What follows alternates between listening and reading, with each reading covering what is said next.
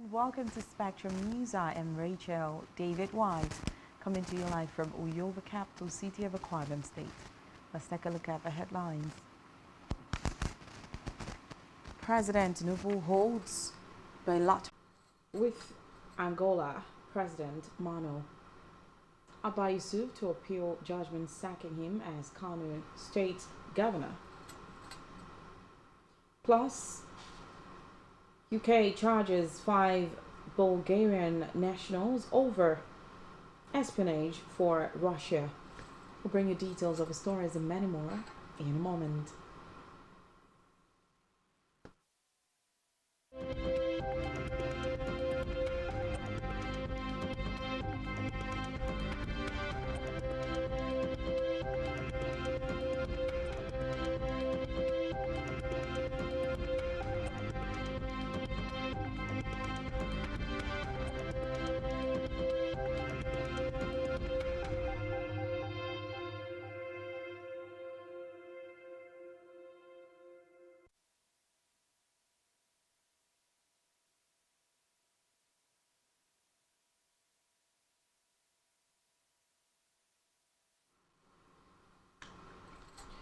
We began the news with a report that the President Bola Ahmed Tinubu has had a bilateral meeting with João Mano, President of Angola, on the situation of the ongoing United Nations 78th General Assembly in New York to explore opportunities and solidify relationships between the two nations. This is coming as a new Angolan ambassador to Nigeria, Dr. Jose, is preparing an interactive diplomatic dinner between business leaders in Nigeria and their counterparts coming from Angola. Angola and Nigeria share very similar stories, with the abundance of natural resources available to both nations, and the interactive section will be an opportunity for the industry players to share experiences and explore business partnerships. According to Angolan Embassy in Abuja, the interactive session, which will be held at the Transcorp Hilton on October 10, will be under the theme of introducing a new era of sustainable business partnership. Expected from Angola are senior executives from the public sector, the National Bank, private bankers, state and private companies, and the Angolan and Nigeria Chamber of Commerce and Industry, while the Nigeria guests expected are governors, bankers, oil and gas executives, and the interactive industry players.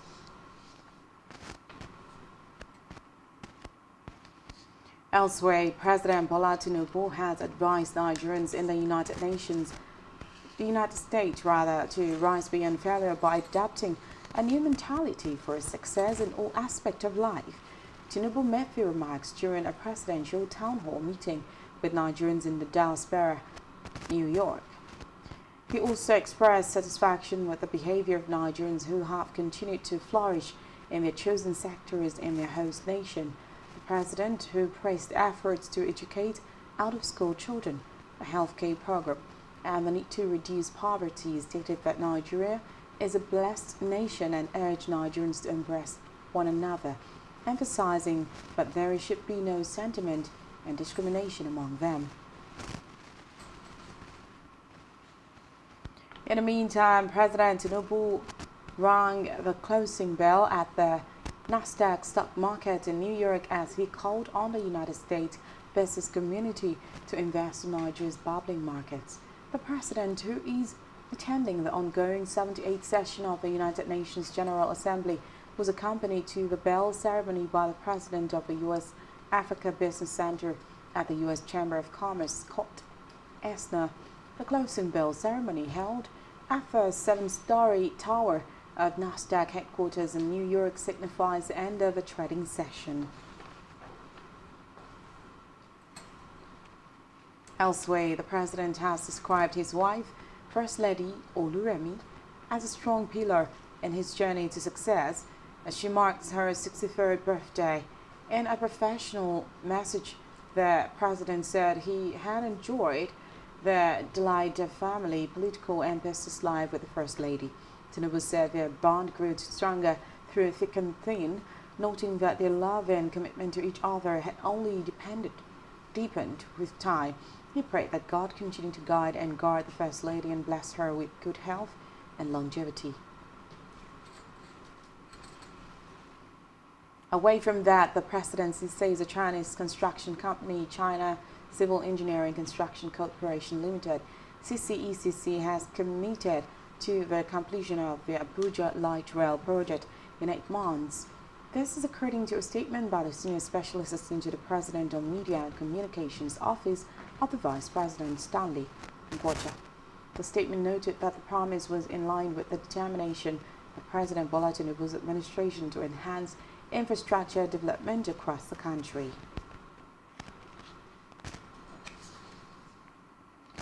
In a separate development, the federal government has said that this year's Independence Day celebration on October 1st will be low profile and will not feature the usual ceremony at the Eagle Square, Abuja. The Secretary to the Government of the Federation, George Akume, said this year's Independence Day would be a time for reflections, to think deeply as a people and a journey forward. Akume revealed this to newsmen after he emerged from the closed-door talks with Vice President Kashim Shettima at the Aso Rock Villa, Abuja.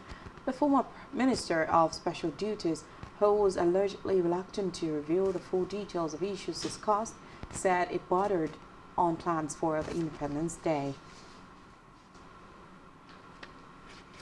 In the meantime, 16 Nigerian teachers will be departing on Friday for Liberia under the Technical and Aid Corps, and at the request of the Liberian government, the Director General of the Directorate of Technical Aid Corps, Yusuf Yakub, said this at the pre-departure program for the volunteers.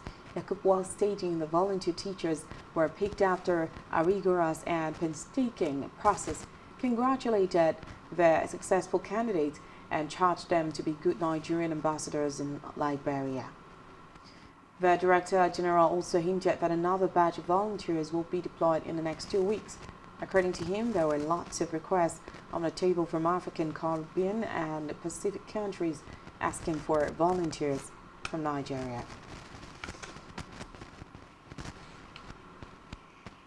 In another development, the Revenue Mobilization Allocation and Fiscal Commission RMAFC says a total of 5 trillion naira has occurred into the Federation account for the period between January and June 2023. According to a report, the figure was captured in a monthly report to the Federation Account Allocation Committee (FAC) by the Central Bank of Nigeria (CBN) under the caption CBN Federation Account Component Statement. The RMAFC chairman, Mohammed Shehu, in a statement said out of the total gross revenue inflows into the Federation account, the sum of 627.3 billion naira was NNPCL JV Petroleum Profit Tax PPT due, captured and recorded by the FIRS but utilized by the NNPCL for another FGN application.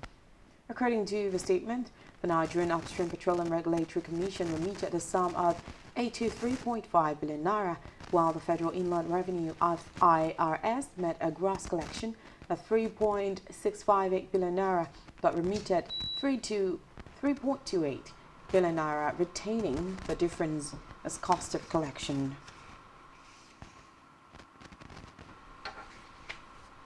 Away from that, former Governor Abba Yusuf has vowed to appeal the judgment sacking him as the Governor of Kano State.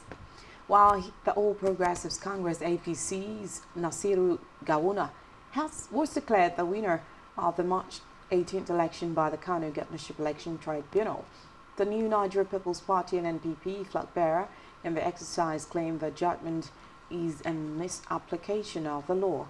Yusuf, while reiterating that the people of Kano voted for him, expressed confidence in reclaiming the mandate. They called for a calmness and adherence to the rule of law among Kano residents, urging them not to take matters into their hands. Elsewhere, the Enugu State Governorship Election Petition Tribunal has dismissed the petition of Chris Agu of the People's Redemption Party (PRP) against Peter Mba for alleged forged National Youth Service Corps (NYSC) certificate, non-qualification, and corruption. The PRP had claimed that Mba entered a plea began with the Economic and Financial Crimes Commission (EFCC) in the past, but the tribunal chaired by Justice Kudirat Akano today held that the petitioner failed to prove that The respondent did not possess the minimum requirement to stand for election, which is a school certificate or its equivalent. According to him, there is no evidence to support the claim that Mba is not qualified to stand for the election. Now to Africa, where Morocco's King Mohammed has said that the country will spend 120 billion dirhams to rebuild the regions destroyed by the 8 September earthquake. The fund will also be used to support the more than 4.2 million people in the provinces most impacted by the earthquake. The palace said the fund will be used to rehouse affected people, reconstruct homes and restore infrastructure over the period of 5 years. Reports say Morocco so far has received $700 million in donations to help with its earthquake recovery plan. Recall that the 6.8 magnitude earthquake, the strongest to hit Morocco in more than 60 years, reportedly killed more than 2,900 people and injured more than 5,000 others. It also destroyed infrastructure in more than 50,000 homes in the high Atlas mountain. Still in Africa, the Democratic Republic of Congo President Felix Tshisekedi has called for a speedier withdrawal of the United Nations UN force in the country to begin this year. Tshisekedi told the UN General Assembly that he had instructed his government to begin talks with the United Nations to bring forward the start of the progressive withdrawal from December 2024 to December 2025.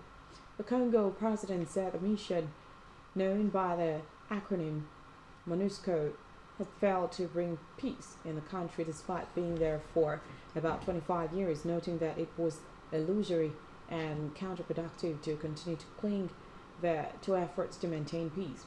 He added that it is time for the country to take full control of its destiny and become the main actor of its own stability.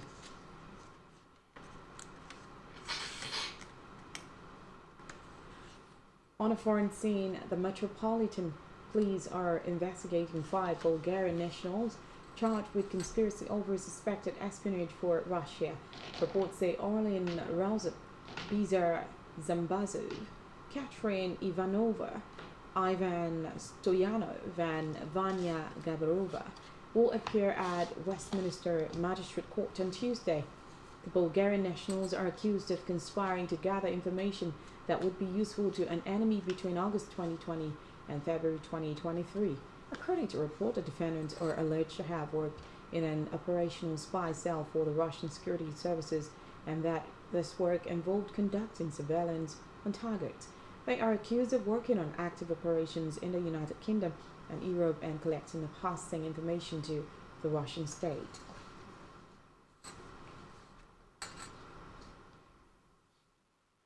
Still on a foreign scene, India has suspended visa services for Canadian citizens amid an escalating row over the alleged killing of Sikh separatists in Canadian soil. The visa service provider, in a message from India's mission, blamed operational reasons for the decision. Reports say the move comes a day after India issued an advisory urging its citizens traveling to or living in Canada to exercise utmost caution in view of the growing anti-India activities and politically condone hate crimes and criminal violence in Canada. Still to come in the news. Court orders new assault trial for footballer Boating. Do stay with us.